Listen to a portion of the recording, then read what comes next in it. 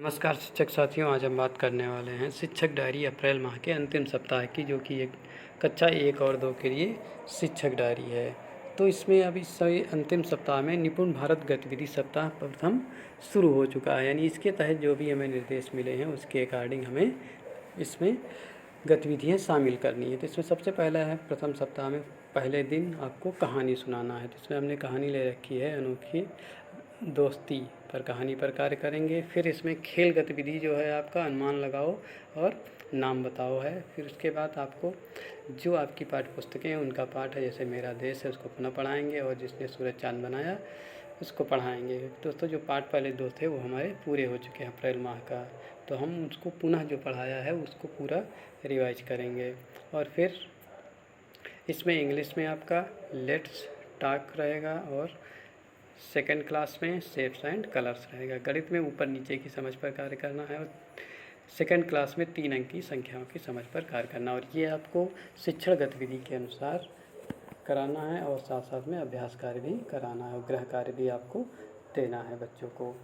फिर है 26 तारीख में आपका ये आपका इसमें कहानी जो है कौवा और लोमड़ी की कहानी आप बच्चों को सुनाएंगे। और फिर उसके बाद आप जो पाठ हैं उनको पढ़ाएंगे। फिर इंग्लिश में फिर से वही let's talk and let's revise. और गणित में आप इसमें ऊपर नीचे की समझ पर और 3 अंक की संख्याओं की समझ कक्षा 2 में कार्य करेंगे। ये आपको शिक्षण गतिविधि के अनुसार कराना है।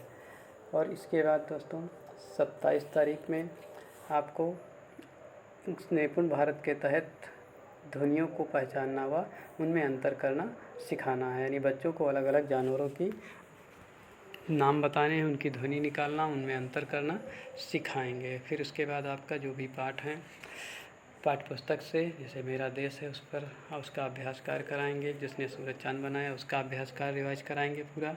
और इंग्लिश में लेट्स टॉक आप POT पर कार्य करेंगे, इसे लेट्स रिवाइज। और गणित में दूर और पास की समझ पर कार्य करेंगे और 3 अंक की संख्याओं की क्रम में लगाना बच्चों को सिखाएंगे। फिर है आपका 28 तारीख को इसी तरह से ध्वनियों को पहचानना और अंतर करना, यानी बच्चों को जानवरों की ध्वनि को पहचानना और उनमें अंतर करना सिखाएंगे। साथ साथ में आपको जो पाठ्य पुस्तकें हैं उनमें से फिर से आपको पढ़ाना है और कार्य देना है बच्चों को।